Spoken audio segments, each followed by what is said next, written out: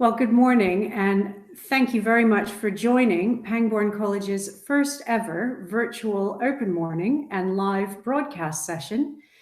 In many ways, we kind of hope this will be our last virtual live stream because obviously we'd much rather that you were able to visit the college today. We're thankful, though, that there is the technology to allow us to actually speak to you.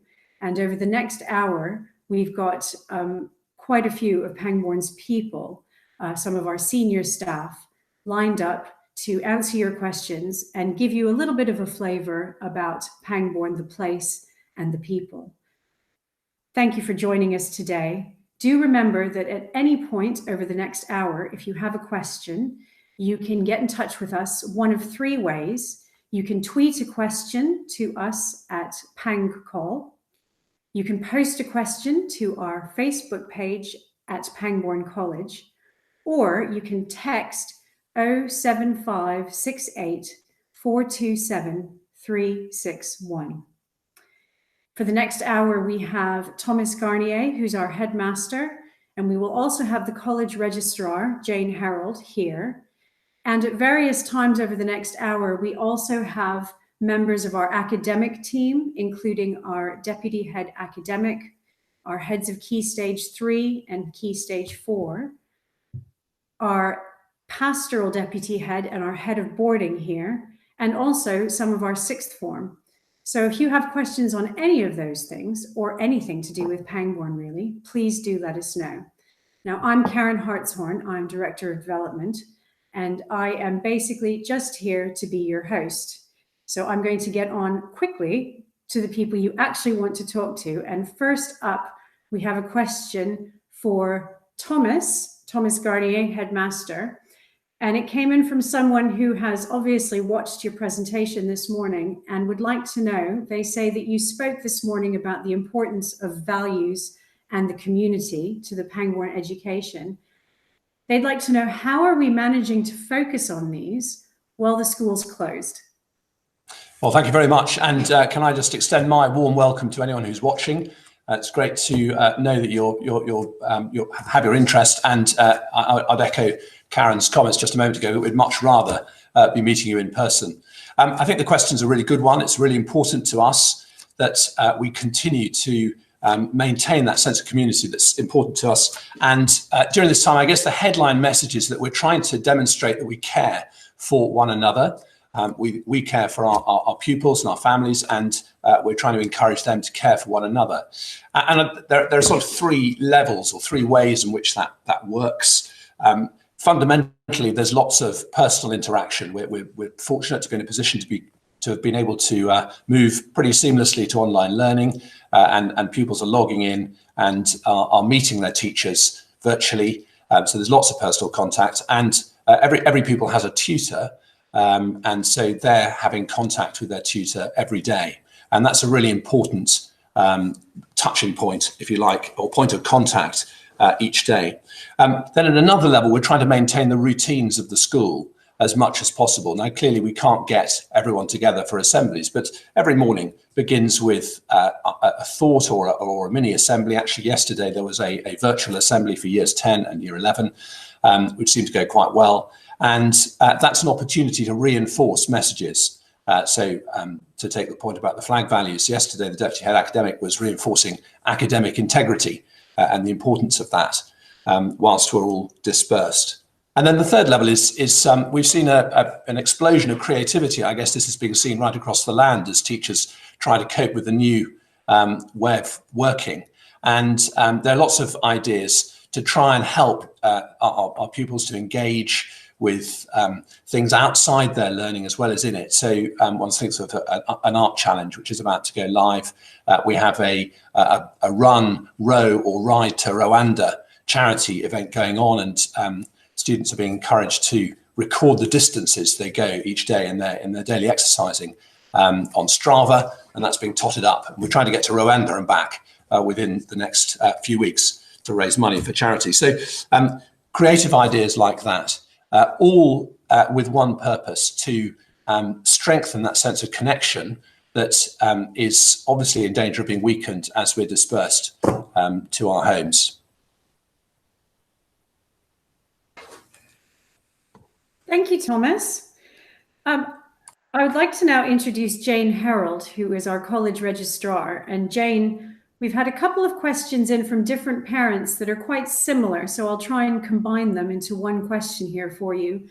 They would like to know a little bit more about the entry process and how it's going to be affected by the current pandemic.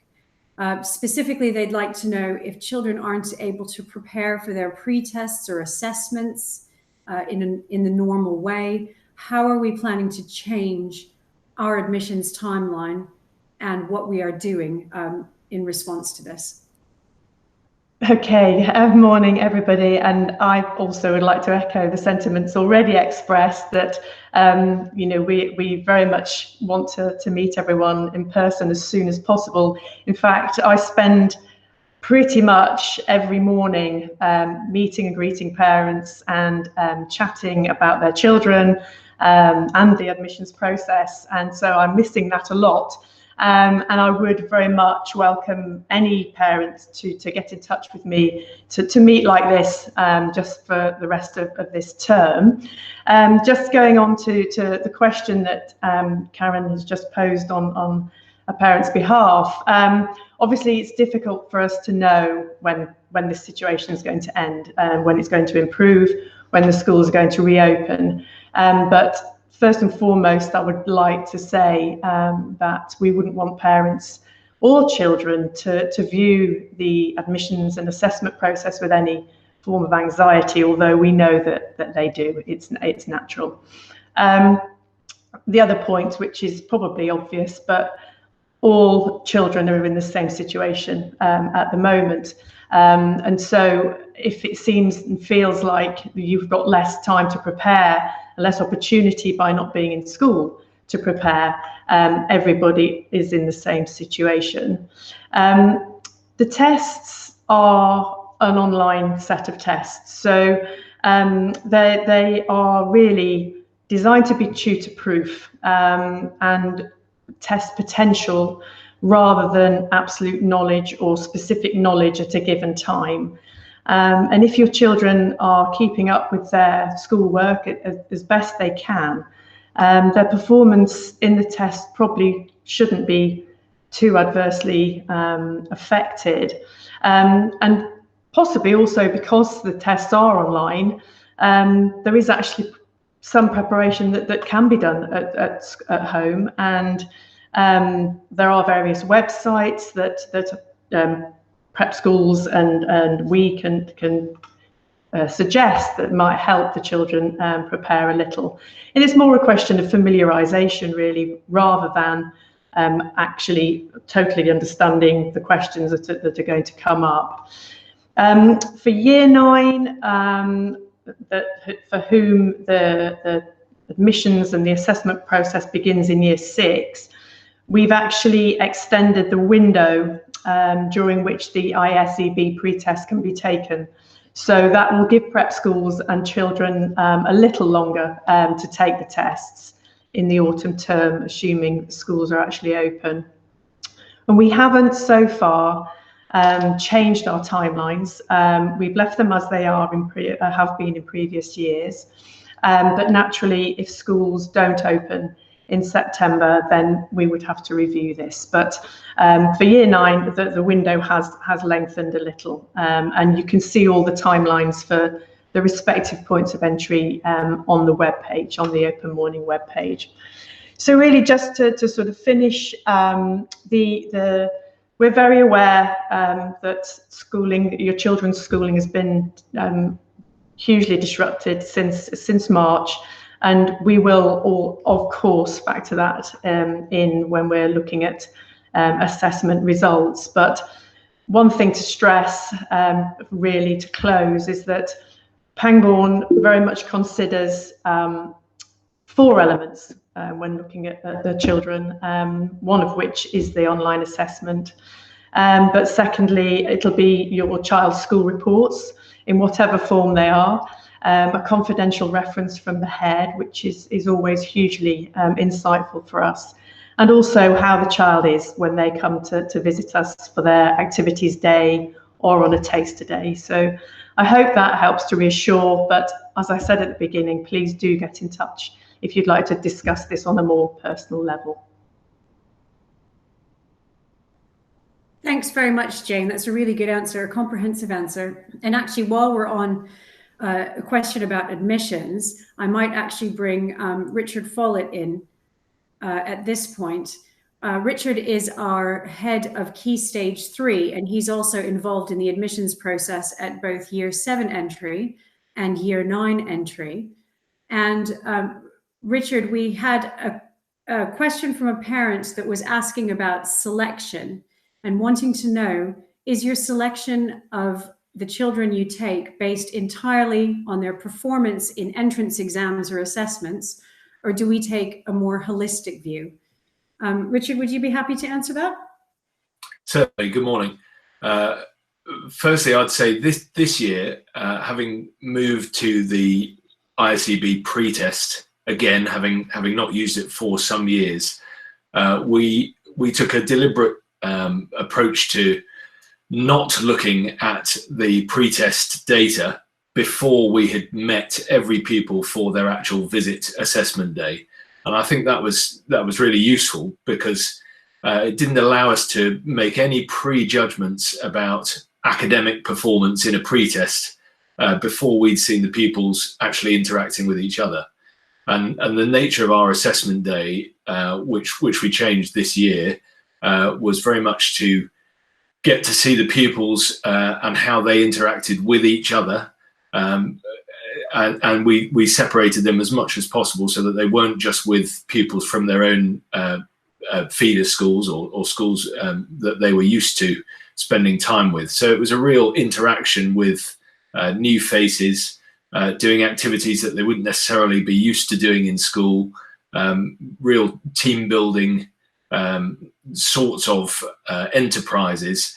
We assess them, observe them very carefully, and their interactions with each other, because we want to make sure that it's the right fit for them. So as much as they're the right fit for us, we want to make sure that they're going to be happy in the community environment that Pangbourne is, which thrives on positive interactions with each other. That's great. Thank you very much, Richard. Just a reminder to people who are watching live that there are 3 ways to get in touch with us between now and 11 and to ask a question. And that is to tweet us at PangCall, to ask a question on our Facebook page at Pangbourne College, or to text 07568 427 361. Now, I have a few questions that have come in from parents who'd like to know about timetabling and lessons and learning. So now seems a really good time to bring in our academic and senior deputy head, Will Williams. And 2 questions for you, Will, if you don't mind. The first one is asking about technology. Obviously, we've all had to get used to a lot of technology very quickly. But this person would like to know about how we're using technology and how we will keep using it when things return to normal. That's your first question. And the second question is specifically about timetabling of lessons and how a normal day works. Thank you, Karen, and good morning to everybody. Excellent first question. To be perfectly honest, I'm going to take a few steps back. A few years ago now, we at the college decided that the future was the cloud for workflow, and the governors invested a large amount of cash in equipping the institution on site with some really good industry standard Wi-Fi and also a double tube of internet connectivity, because we're on a beautiful hill and we've now got 2 great internet pipelines that come up. So we've got all of the foundation for being a very, very strong institution for delivering electronic workflow. Once we have that in place, we then went for a BYOD policy, bring your own device, which essentially means that every single pupil has got with them, and we recommend something as basic in price and as quick opening and working as a Chromebook, not because we have any particular association with Google, but it was quite clear that with a full-size keyboard and a full-size screen, pupils could actually do productive work. I spent many years before I arrived at Pangbourne trying to figure out whether tablets were the way forward. And when I arrived at Pangbourne, we all actually did some more research and realized we needed full-size keyboards in our pupils' hands. Not to say that they do most of their work electronically. However, we therefore had in place the use of Google Suite for Education, which is a way of managing electronic workflow, setting homework, gathering homework, setting resources, and a very, very powerful single converged solution for everything, if you like, online. In other words, we had everything set up a few years ago so that our teachers and our pupils had all the skills in place. And all we've done now is moved all of that, including the existing timetable, which I'll neatly dovetail into the second answer. And we've just moved that online. And now next stage is if we have to then bring some pupils back, which we can't wait to do and manage how they don't bump into each other in corridors, we're going to end up with exactly the same solution so that those pupils who can't get on site will still have a continuity of education. So each lesson starts usually with a Meet, which is, as you know, a Zoom, but monitored because it's within our Google framework and all recorded. And that is a secure way that our teachers can have the interaction with their pupils. We also recognize, as you're probably seeing from our different feeds in today, that not everybody's got the same strength of internet. And therefore, we don't exclude pupils, and therefore all work is set via tasks and can be done without taking part in those meets. And that's very, very important. That then all feeds through into our normal way of working. And one has to say, because I'm also a parent of a child in the school, I've never seen her work so hard. And I think she probably can't wait to come back to school so she doesn't have to work so hard. Moving on, what does the day look like then? So at the moment, our pupils register online at 8:45. Normally, we'd have had something between 8:15 and 8:45 because our first lesson starts at 5 to 9. And normally we'd have something like a headmaster's assembly, we'd have a chapel service, parade practice, various things. And we've pushed those to be either pre-recorded and sent out to the pupils so they feel part of the community, or as myself and one of the other my colleagues here, Sam, we did a live assembly for almost 50 students on Friday with them all muted, and it was wonderful to get their little faces back on screen and to give them some key messages. Our lessons go in twos. We start at 5 to 9, we have 2 lessons, then a break in the morning, then we have 2 lessons to lunch, and then we have 2 lessons, and then we have what we call a tutor salute, where everybody goes to their tutor. So at the moment it's online, and at that point the tutor can feed back information to them, catch up on any news, and pass on pastoral messages which could go the other way from the teachers, from the pupils, sorry, back to their teachers. And from that point we have an afternoon program which finishes from 3:30 way up until 5:45.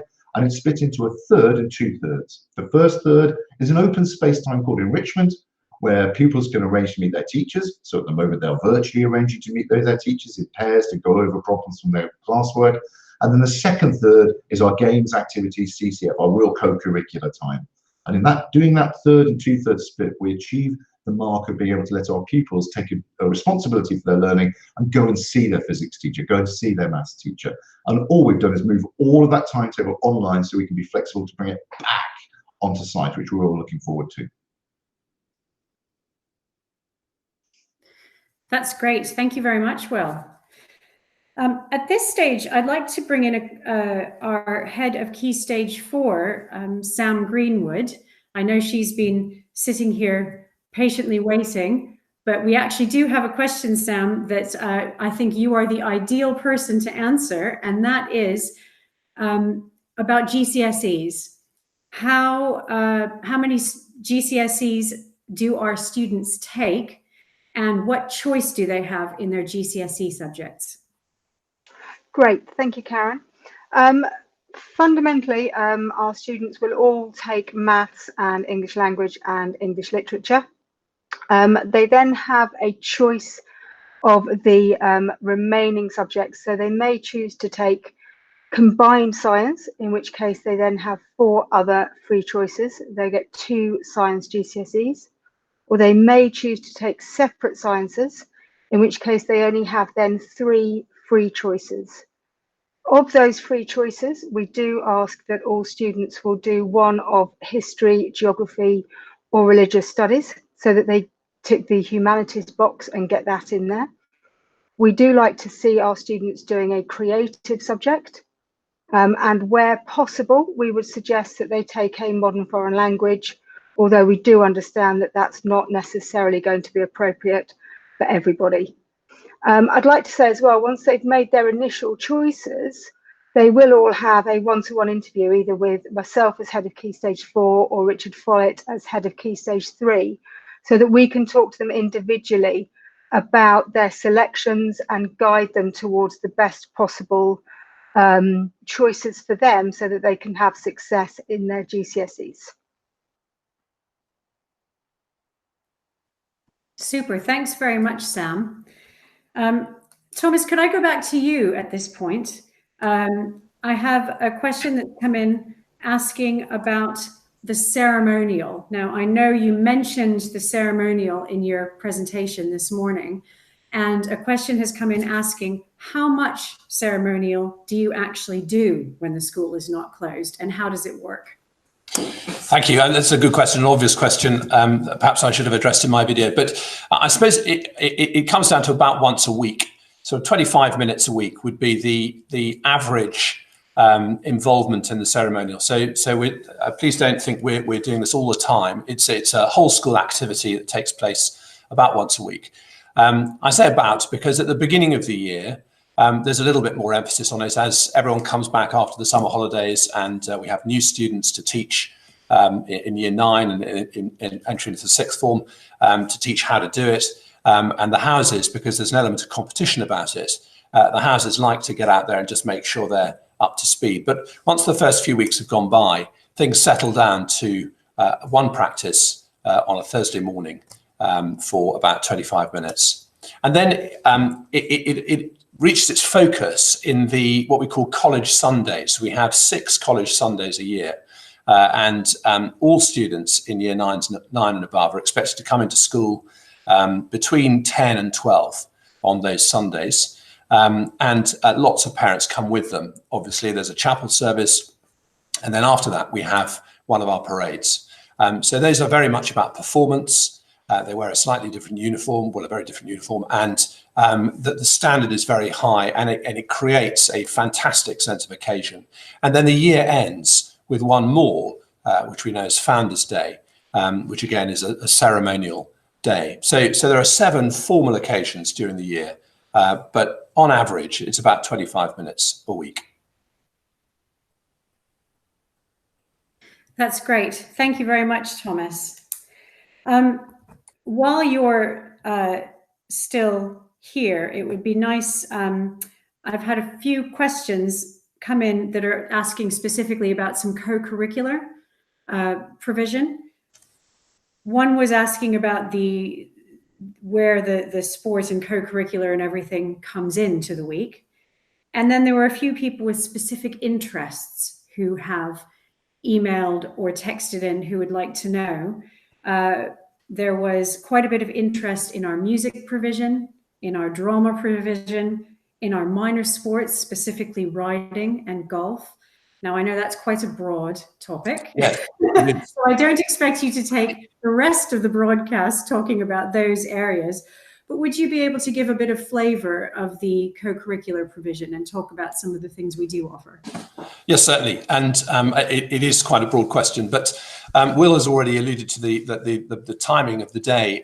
Monday, Tuesday, Thursday, Friday, there's about an hour and a half allocated to sport or other activities, which might include CCF and so on. And that enrichment slot that he talked about also is a time when the principal musical ensembles will rehearse and when drama rehearsals will take place as well. So there's quite a bit of time in the week for those things. Wednesday afternoon, in fact, there are no lessons taught. And that's a time when larger practice or longer practices can take place in sport and also some fixtures. And then we have a strong fixture list in most sports, and that often finds its focus on Saturday mornings or afternoons, depending on the schools that we're competing against or the event that we're taking part in. So in broad terms, our sporting provision is as broad as we can make it, bearing in mind the fact that we're not a huge school, and so we have to cut our cloth accordingly. Principal sports for boys, I guess, are rugby, rowing, hockey, and cricket. Principal sports for girls would be hockey, rowing, and netball, and a lot of boys and girls are playing tennis as well. and there's a bit of athletics and a bit of swimming going on. Riding was mentioned in the question. We have an equestrian centre nearby, which we have maintained, and a number of boys and girls are involved in that, and they compete to a high standard in events across the country. And riding is a major sport in the summer term, but in fact the riders are obviously exercising their horses all year round. If you want more details about that, you'll have to, I'm afraid, be put in contact with our head of riding to find out exactly how that works.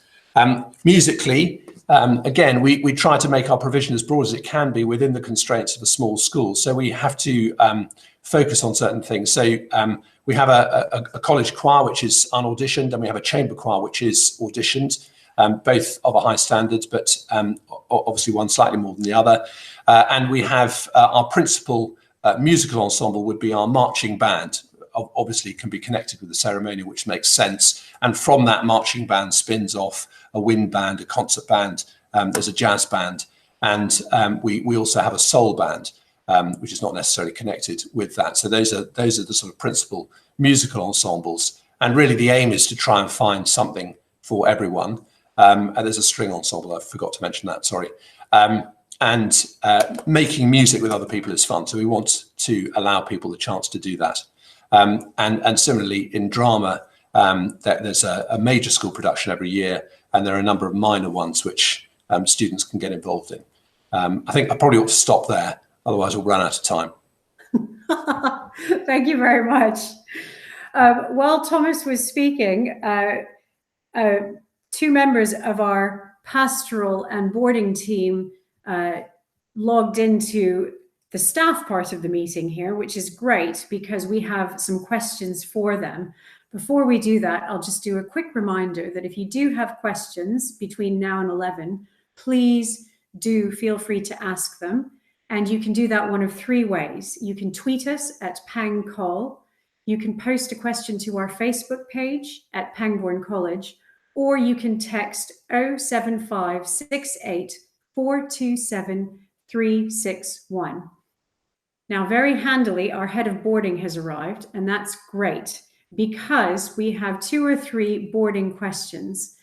So I'd now like to introduce Tom Cheney, who's our head of boarding. And Tom, sort of 2 or 3 questions have come in specifically about this, so I'm going to try and roll it into one. What parents would like to know is really the difference, to explain the different types of boarding we have: part boarding, weekly boarding, full boarding, and what is the difference between being a day student and being a boarder? Could you talk about that, please? Yes, good morning. With the types of boarding we offer, we've got part boarding, where you'll board 4 nights in a week, and then weekly boarding, where you board 6 nights in a week. And then we do offer, for day pupils, if they want to board, you can board up to 10 nights in a year, and pay a nightly fee for that. So there are options for everyone. In terms of what are the day pupils missing out on in not boarding, they're part of all the boarding houses. All our day pupils are within each of our boarding houses and very much part of that family. In the evenings, the difference for a day pupil from a boarder is in the evenings, the boarders will do an hour and a half of prep from 7 till 8:30, and then they go into, we put on some activities in the evenings, and then we also do some special events, like we have a comedy night, we have magicians come in, we do a divisional, which is our boarding house name, Come Dine With Me, and a series of activities like that. That's great. Thank you very much, Tom. I think I will also now introduce, I'm delighted that we have our Deputy Head Pastoral here, Caroline Bond. And we have a question for you, Caroline. There's obviously been a lot of information in the media about teenage mental health, teenage well-being, and obviously the current situation may not be helping a lot of teenagers. So this person was really interested to know about how we are supporting our current pupils now, and also what do we do normally in terms of supporting mental health and well-being of our students. Good morning. Hi, Caroline, off you go. Good morning. No, we take the well-being of pupils and their mental health very, very seriously indeed. And I agree that these are very challenging times for our young people. So I think that all teachers are not only teaching their lessons virtually, but they are engaging with the young people that they're teaching and giving them every encouragement and support. In addition to that, tutors are meeting with their tutees virtually. They are having daily contact with them, and they are passing on any concerns to the pastoral team. And I've been, really overwhelmed by how seriously tutors are taking their pastoral responsibilities during this time. So, and as staff, we also meet and discuss pupils who we are concerned about and put strategies in place to help and support them. Thank you very much, Caroline. At this stage, I think we've had a question come in from a parent of girls, and I think I'd like to bring Thomas, the headmaster, back in for this one. They said specifically, you spoke about increasing the numbers of students to 500 and also to try and increase the proportion of girls, so they represented 50% of the students.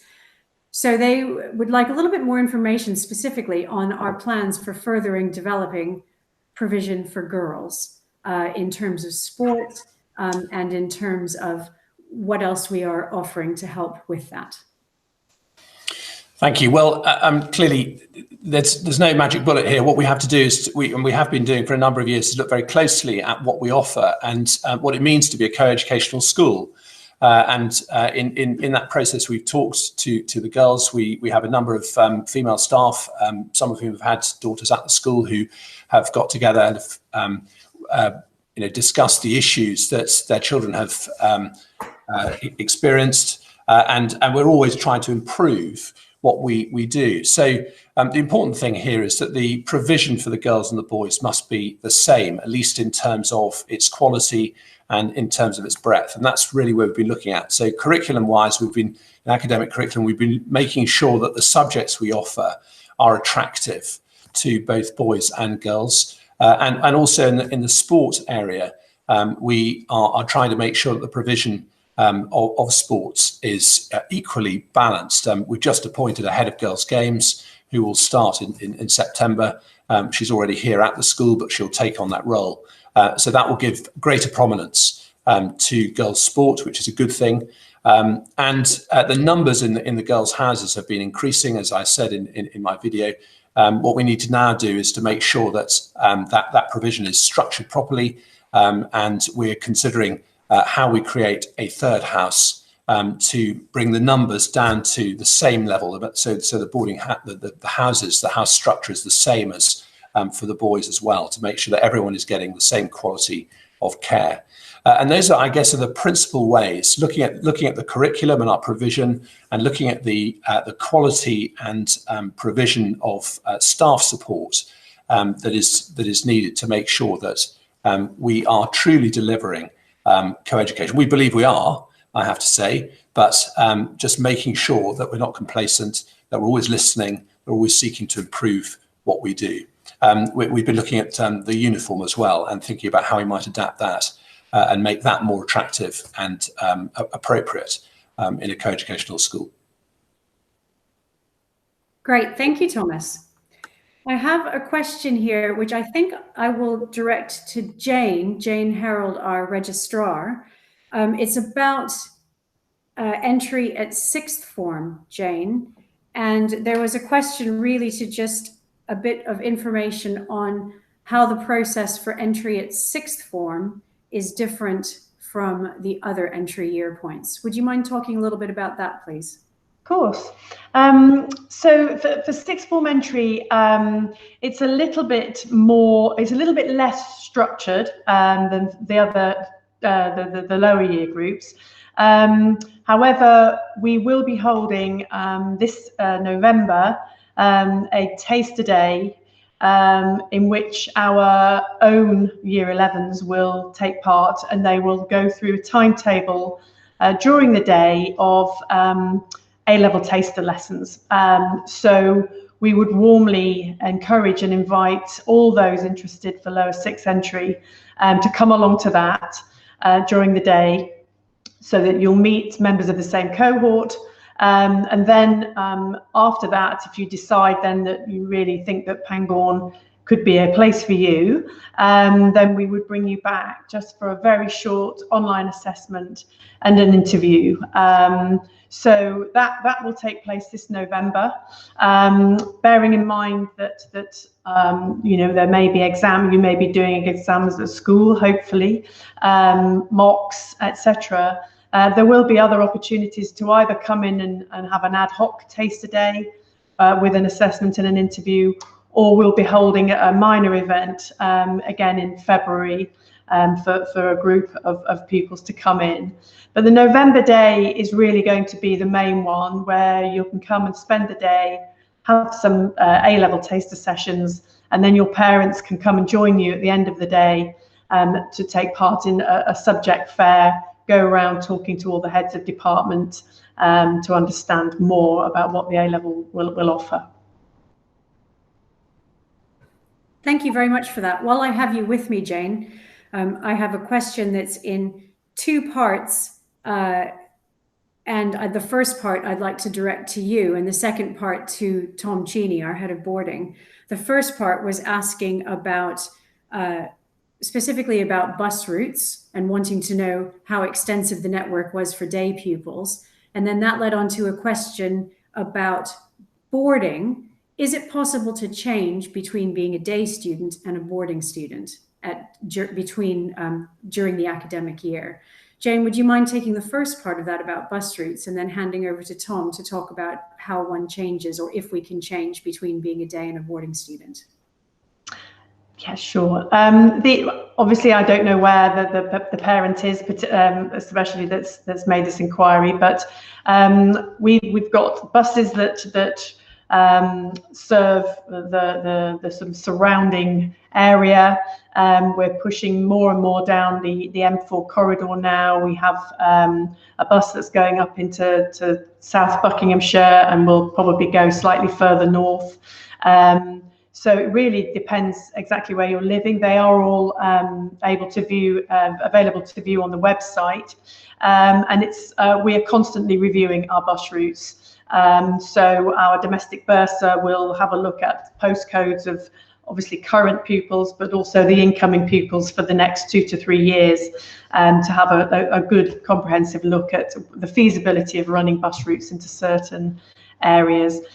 Also not to be forgotten is the fact that we run a shuttle bus up and down from Pangbourne station. So if you're happy for your child to travel by train, a lot of pupils may change at Reading, and it's less than 10 minutes from Reading station to Pangbourne station, and we're shuttling pupils up and down Pangbourne Hill at the beginning of the day and again at the end of the day to catch their respective trains.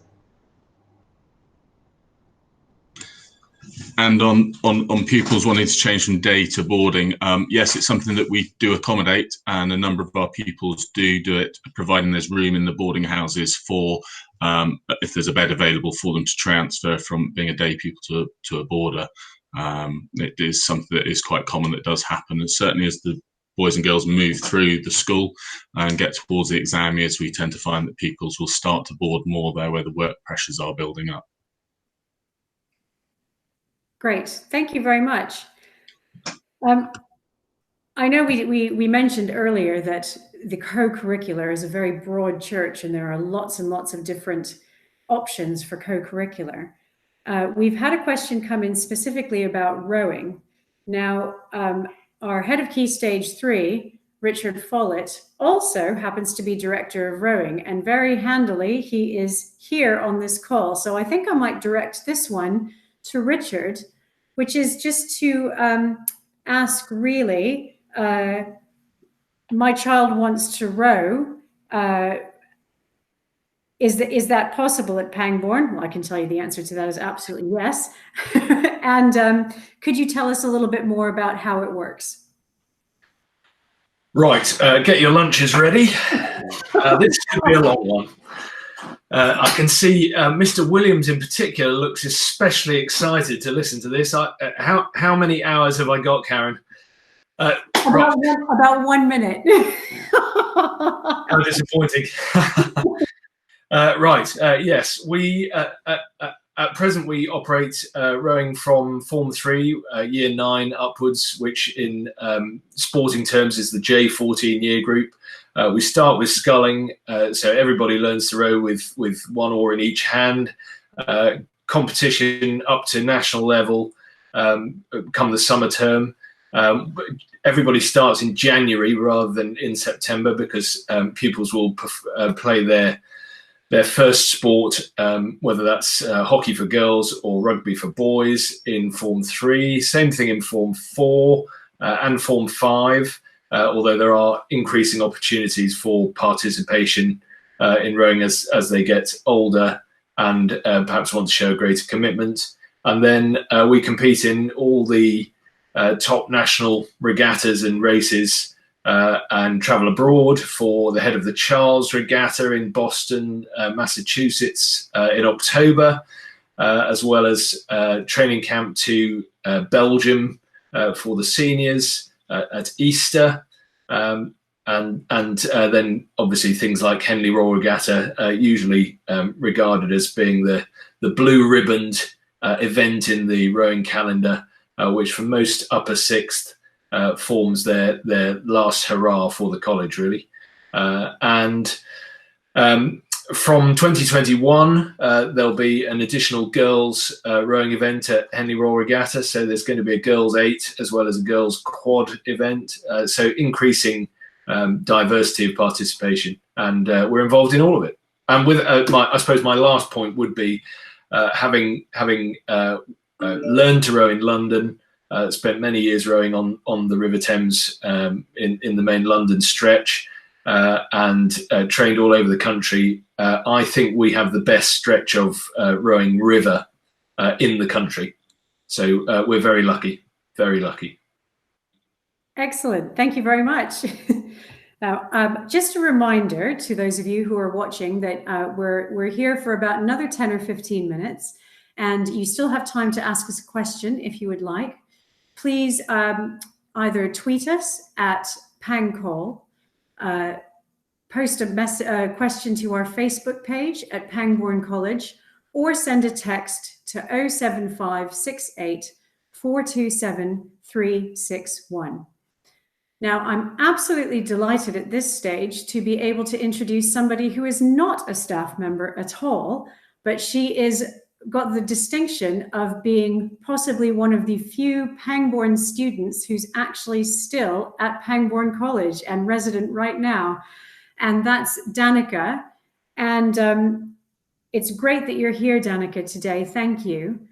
We have specifically, rather than a question from a parent, I thought it would be really nice if you could just talk a little bit about your experience, because you came to Pangbourne just for the 6th form and you have been a boarder. Would you be able to tell listening families just a little bit about your experience at Pangbourne and how it has helped you develop as a person and as a student? Hello, everyone. Of course, as Miss mentioned, I joined Pangbourne in 6th form, which was in 2018. And I think my life has completely changed. I'm not over exaggerating. I honestly think my life changed for better since I joined this school. Pangbourne College is a community where individuals are able to evolve and work on themselves, most definitely. It's a very supportive and healthy environment for pupils to grow up in, and they take extreme measures when it comes to taking care of the well-being of their students. I think Pangbourne helped me the most when it comes to stepping out of my comfort zone. And I think this sounds maybe like a cliche, but it was definitely true, because they helped me they helped me achieve some of the aims that I have set for myself way before I came to Pangbourne. They got me involved in different kinds of sports that I thought I would never try, such as rugby, netball, hockey. They also allowed me to do subjects that I do enjoy, most definitely, especially classics, because before, for example, in my country, because I'm from Serbia, I would have never gotten the chance to do classics as an official subject, let alone take an exam in it. When it comes to confidence, Pangbourne is great for that. They definitely helped me expand my knowledge and skills, which I'm certain I will need for my life in the near future. And I know that coming to school, to a new school especially, it's not easy. And so most certainly when you don't know anyone, and I did not know a single person at Pangbourne. And I was quite insecure when I joined, but Pangbourne really helped me get over that insecurity, and they achieved that through their kindness, and they just accepted me immediately. So it was like the first day and I was feeling like I'm at home. So yeah, I think definitely Pangbourne is the place if you want to evolve. Brilliant. Thanks so much, Danica. If some questions come in specifically for you, I'll bring you back in a minute. I'm also really pleased that your classics teacher, who is also our head of sixth form, is with us. And we've got a few questions that have come in specifically about sixth form, both while students are here and actually what happens after they leave. So James, if you're with us, it would be great for us to hear this question that came in from a parent while we were here, was specifically about university, first of all. So I'll make it a two-part question. The first part was, how do you help prepare your sixth form students for university? And the second part of the question was, could you talk about popular university destinations or the percentage of students that end up going on to university? Right. Thank you, Karen. Hello, everybody. I'm James Bamforth. I'm the head of sixth form here and in charge of making sure that the students in the sixth form access everything we're doing and looking after their overall development. Yeah, in terms of university preparation, in the sixth form, first of all, let's just remember that university is not always the right thing for everybody. So with a little caveat of, we do look at apprenticeships and get students to actually ask the questions of why they're going to university. And in the bigger careers area of, we have to remember that our students, are going out to live their lives, and we need to be preparing them for that. And the university is only the next stage after Pangbourne. What we actually do is, when they arrive in the sixth form, we normally give them a term to get stuck into their A-level subjects. But round about the beginning of the second term, January of the lower sixth, we tend to start getting them to think about. We often start off with sort of a questionnaire product that we've got, and get them to think about what it is that they might want to go and study at university, bearing in mind the careers aspect of this. There's a lovely timeline of things that are happening. We'll be taking them to a UCAS convention, a chance to sort of go round and chat to about 150, 200 universities will be there with their trade stands. We get speakers in to talk about this whole process. Each student will be in quite a small tutor group. I don't know many schools that have tutor groups as small as sort of 8 or 9 with a tutor. It's not the tutor's job to tell them what to study or where to go. It's the tutor's job to understand the processes and the strategies, and be prodding them to be doing the right things and asking the right questions of themselves. After their lower sixth summer exams, we tend to have a big UCAS day where we help them actually create the applications. And we're also going to be encouraging them to go off to open days, go and look at universities. We're going to be encouraging them even more to go off to taster experiences. Sort of overnight stays at university and things like that could be really good at this time. There's plenty out there if you do your research. So trying to get them to really get a feel for the universities. When they come back in their upper sixth year, that's the time that the applications are finished. We work very hard with them on those infamous personal statements, so that what they've got really sells them at their best, and they know how to sell their strengths within there. We're very good. We tend to get a lot of applications off fairly early, so our students are at the front of the queue for these things. We then have to help them manage, what's actually happening. I mean, are they getting the offers? Aren't they getting the offers? Hopefully they're getting the offers. They need to know what's best for them. And we tend to hold off making firm or insurance decisions then. Obviously, they need to get the grades. You've got to get the grades if you want universities to take you. And the final place we really help them, I suppose I should say, is when the results come out. That hopefully the majority of them are where they want to be. But there will be a group of us working on site with those who end up in clearing. Now, these days, more and more very canny students are actually getting themselves into clearing because they know it's the best way they're going to get the course that they want. It's not always a sign of things have gone horribly wrong, but you do need someone at your side to encourage you to, be proactive, make those phone calls, go up and see the universities that are open and sell themselves there. So that's the kind of the support that we offer for open days. Thanks, James. We also had a question from another parent while you're online, asking about our A-level provisions specifically for sixth form, and wanting to know, as well as A-levels, do we offer options other than A-level or in addition to A-level, and what are those? Thank you. Yes, we have a number of, as well as A-level subjects, and we've got a very good range of those in the sixth form for the size of school we are. It's very comprehensive. We have got a number of BTEC subjects that we have been running, notably in sport, in media studies, and our design department, DT department, when they were given a chance, jumped at the idea that this is how most of their students learn, at their best. So in those three subjects, we are running BTECs, and although we've only been doing them for sort of 2 or 3 years now, the results so far have been really quite encouraging. Thanks, James. We have a question for Danica here. Somebody who's curious and wants to know, what's it like being one of the only students actually still at the school? It's quite odd because it's very quiet, but I don't mind it, honestly, because the whole campus I can roam about and the nature is quite nice. I've seen many animals that I've never seen in my life in person. So yeah, it's quite sad being here by myself. But it could have been worse. You seem to be bearing up pretty well. Yeah, no, it's really good. It's actually really good. I do enjoy my time here. Excellent, thank you. No worries.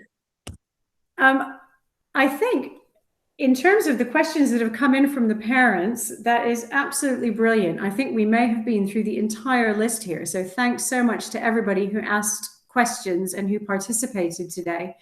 We have one final question, which is for Jane, our college registrar, and that is just to say, Jane, could you explain to any families out there watching who are interested or would like to know more, what should they do next? Very simply, email me, and that's going to be the best way at the moment, on admissions@pangbourne.com, and myself, my colleague, will be picking up the emails constantly, and we'll get back to you pretty quickly. And also, again, just to reiterate, I'm really, really happy to meet like this with any family that wants to. The timelines for those who will be going through the admissions process in the next academic year, all the timelines are on the website in the admissions section, and also on the web page that was being created for this morning. So you should be able to find out what you need to be doing when, but if you need to find out how to do all of that, then please get in touch. That's great. Thank you so much, Jane. Before we go, I just wondered if Thomas Garnier, our headmaster, if you had anything that you would like to say just to wrap up the live stream or before we officially sign off here. Well, thank you very much, Karen. Only to say once again, I'm really grateful for people taking time to join this broadcast and to pay attention to it. We'd much rather be meeting you in person, and there's no amount of technology can replace the actual experience of visiting the school and meeting the people.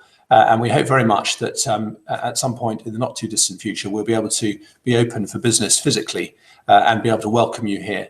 But in the meantime, please do take advantage of that invitation to reach out to Jane Herold for more information. We would love to be able to begin a conversation with you and help you to understand whether Pangbourne is the right place for your son or daughter. That's great. Thank you so much. And again, thank you to everybody who has tuned in today and watched this. This will be available on our website, probably from early next week, for anyone who'd like to re-watch it or who encountered technological problems and would like to watch it for the first time. And I hope we managed to answer as many of your questions as we could. Thank you so much for tuning in, and we really hope to be able to see you here at the college in the very near future.